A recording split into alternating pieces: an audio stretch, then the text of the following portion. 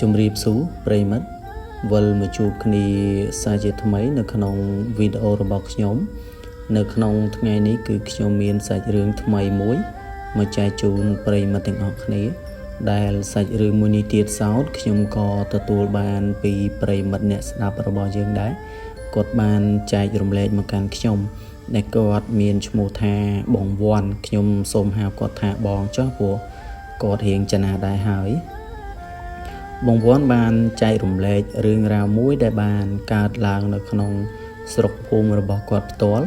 ដែលគាត់បានបញ្ជាក់ទីតាំងដែរតែខ្ញុំសូមមិនបង្ហាញទីកន្លែងទេដើម្បីកុំឲ្យប៉ះពាល់ដល់ភូមិស្រុករបស់គេអញ្ចឹងណាចង់ដឹងថាសាច់រឿងរបស់បងវ័នមានភាពព្រឺព្រួយបែបណានោះកុំឲ្យខាតពេលយូរតោះយើងចូលទៅក្នុងសាច់រឿងជាមួយនឹងខ្ញុំបងវ័នគាត់ថានៅក្នុងភូមិគាត់ហ្នឹងគឺមានដើមពោធិ៍ធំមួយដែលដើមពោធិ៍ហ្នឹងវាមានអាយុប្រហែលជាច្រើនឆ្នាំដែរហើយគាត់ក៏អត់ដឹងថាវាអាយុប្រមាណឲ្យប្រកាសដែរតែគាត់បានឮចាស់គាត់និយាយប្រាប់គាត់ថាវាអាចអាយុចន្លោះពី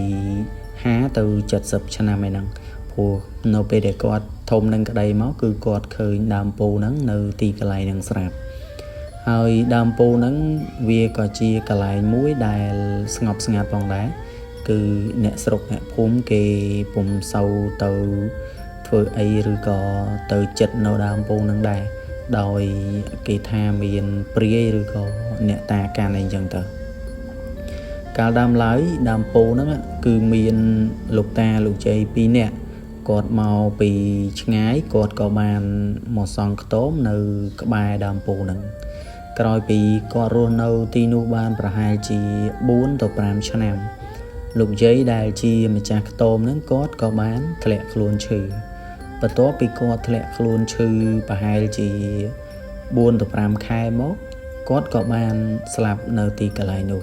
នៅពេលដែលលោកយាយស្លាប់ទៅគាត់មិនមានទីពឹងពាក់អាស្រ័យអីទេដោយគាត់មានតែ2នាក់តាយាយមកពីស្រុកឆ្ងាយផងនោះគាត់មិនមានជាបងប្អូនឬក៏កូនចៅអីដែលរស់នៅក្នុងភូមិហ្នឹងទេពេលនោះអ្នកស្រុកអ្នកភូមិក៏កើតក្តីអាណិតអាសូរគេក៏រៀបចំកម្មវិធីធ្វើបុណ្យសពឲ្យលោកយាយនៅទីនោះទៅបន្ទាប់ពីធ្វើបុណ្យសពលោកយាយហើយមួយរយៈក្រោយមកលោកតាគាត់រស់នៅទីនោះមិនបានប្រហែលទេគាត់ក៏រើចេញពីទីនោះដើម្បីទៅរស់នៅឯស្រុកកំណើតរបស់គាត់វិញព្រោះនៅឯស្រុកកំណើតរបស់គាត់គឺមានបងប្អូនគាត់រស់នៅទីនោះដោយនៅម្ដុំស្រុកភូមិដែលបងវ័នក៏រស់នៅហ្នឹងគឺអត់មានបងប្អូនរបស់លោកតាហ្នឹងទេចាប់តាំងពីលោកតាគាត់រើចេញទៅហ្នឹងគឺនៅកន្លែងខ្ទមហ្នឹងគេមិនបានរុះរើទេគេទុកខ្ទមហ្នឹងនៅដដែលហើយយូរទៅស្លឹកពោធិ៍ហ្នឹងក៏វាលូតធៀងវែងគ្របទៅលើខ្ទមនោះសឹងតែមើលខ្ទមមិនឃើញចាប់តាំងពីលោកយាយស្លាប់ទៅរឿងរ៉ាវអាក្រក់ក៏បានកើតឡើងនៅដើមពោធិ៍នោះដោយអ្នកស្រុកខ្លះគេបានឃើញដុំភ្លើងហោះចូលនៅក្នុងដើមពោធិ៍ហ្នឹងរៀងរាល់ថ្ងៃពេញបុណ្យឬក៏រៀងរាល់ថ្ងៃសិលដោយភ្លើងមួយនោះទៀតសោតគឺវាមានសភាពដូចជាអាបអញ្ចឹងក៏ប៉ុន្តែគេពុំដែលបានឃើញថាវាជាអ្វីឲ្យប្រកបទេគ្រាន់តែគេឃើញដុំភ្លើងហើយអ្នកភូមិក៏តែងតែនិយាយខ្សឹបខ្សៀវគ្នាពីមាត់មួយទៅមាត់មួយថាព្រលឹងរបស់លោកយាយហ្នឹងគឺគាត់អត់បានទៅចាប់ជាតិទេអាចថាព្រលឹងរបស់គាត់ហ្នឹងប្រែក្លាយទៅជាព្រាយឬក៏អាសូរកាយអីចឹងទៅប្រហែលខែក្រោយមកមានអ្នកភូមិម្នាក់គាត់ធ្លាក់ខ្លួនឈឺហ្នឹងគឺជំងឺរបស់គាត់ហ្នឹងរៀងចម្លែកមែនតើដោយគាត់ចេះតែអង្គុសសក់អញ្ចឹងណាហើយដៃរបស់គាត់ហ្នឹងចេះតែច្បូតសក់របស់គាត់ហើយចង្អុលមកដើមពោធិ៍ហ្នឹងក្រុមគ្រួសាររបស់អ្នកជំងឺហ្នឹងគេក៏សង្ស័យថាដើមពោធិ៍ហ្នឹងមានព្រាយឬក៏អាបអីរស់នៅហើយធ្វើអំពើទៅលើអ្នកជំងឺម្នាក់ហ្នឹងអញ្ចឹងគេក៏មានដង្វាយឬក៏នំនែកអីមកបន់ស្រន់អីអញ្ចឹងណាបន្ទាប់ពីគេបន់ស្រន់ហើយអ្នកជំងឺហ្នឹងគាត់ក៏បានធូរស្បើយមួយរយៈតែអត់យូរទេមួយរយៈក្រោយមកគាត់ក៏ឈឺបន្តទៀតហ ហើយនៅពេលដែលឈឺហ្នឹងណាគាត់តែងតែសំអល់មកដើមពូហ្នឹងថាមានអីនៅគាត់ចង់មកកន្លែងដើមពូហ្នឹងក៏ប៉ុន្តែគ្រួសាររបស់គាត់ហ្នឹងគឺអត់បាននាំគាត់មកកន្លែងដើមពូហ្នឹងទេដោយគេគិតថាបើសិនជានាំគាត់មកកន្លែងដើមពូហ្នឹងគឺព្រាយវាចាប់ដើមធ្វើបន្ថែមទៀត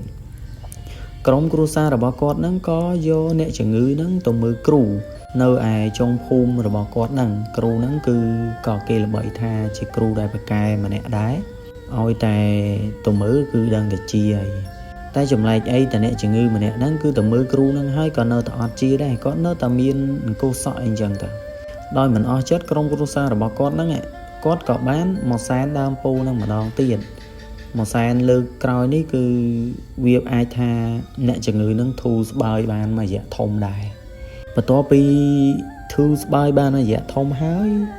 គាត់ក៏មានអាការៈដូចដើមទៀតដែរតែម្សានេះដូចជាអាការៈរបស់គាត់ហ្នឹងគឺខ្លាំងជាងមុនចាប់ដើមភ្នែកឡើងសរសៃហើយមុខគាត់រៀងស្លេកស្លាំងមើលទៅដូចជាអ្នកមានជំងឺជាប់កាយតាំងពីយូរយារណាមកហើយអញ្ចឹងដោយអ្នកស្រុកយល់ថាដើមពោហ្នឹងគឺនាំគ្រោះចង្រៃដល់ភូមិរបស់គេក៏បាននាំគ្នាកាប់ដើមពោនឹងចោលទៅដោយគេមានដុតធូបឬក៏ធ្វើពិធីអីដើម្បីកាប់អីអញ្ចឹងណាចាប់តាំងពីគេកាប់ដើមពោនឹងមកគេក៏ឮសូរសំឡេងខ្លែងច្រាក់តែងតែមកយំនៅម្ដុំដើមពោហ្នឹងតែដើមពោហ្នឹងគេកាប់ចោលបាត់ហើយអញ្ចឹងខ្លែងស្រាក់វាអាចថាទុំនៅលើដើមត្នោតឬក៏ដើមឈើអីខ្ពស់ដែលនៅក្បែរដើមពោហ្នឹងហើយវាយំជារៀងរាល់យប់អីអញ្ចឹងទៅចាប់តាំងពីគេកាប់ដើមពោហ្នឹងចេញមកនៅម្ដុំនោះគេក៏ពុំសូវមានណាចេញចូលជា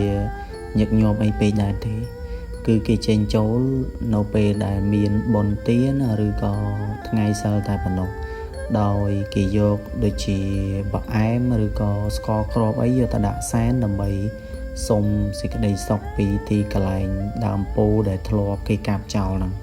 ហើយអ្នកជំងឺម្នាក់នោះគាត់ក៏បានទៅមើលគ្រូនៅឯភូមិមួយទៀតនៅក្បែរភូមិរបស់គាត់ដែរទេ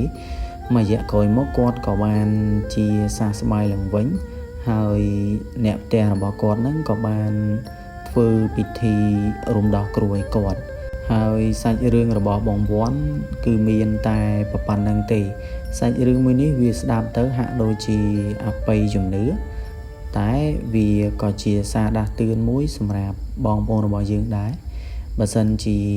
មានរឿងរ៉ាវណាដែលយើងគិតថាមានផលអាក្រក់ដល់យើងសូមយើងជៀសវាងឬក៏កុំទៅបៀតបៀននៅទីកន្លែងនោះអីព្រោះថាយើងមើលអត់ឃើញទេវាអត់ដឹងថាមានអ្វីនៅឲ្យប្រកាសទេអរគុណបងប្អូនទាំងអស់គ្នាសម្រាប់ការតាមដានហើយ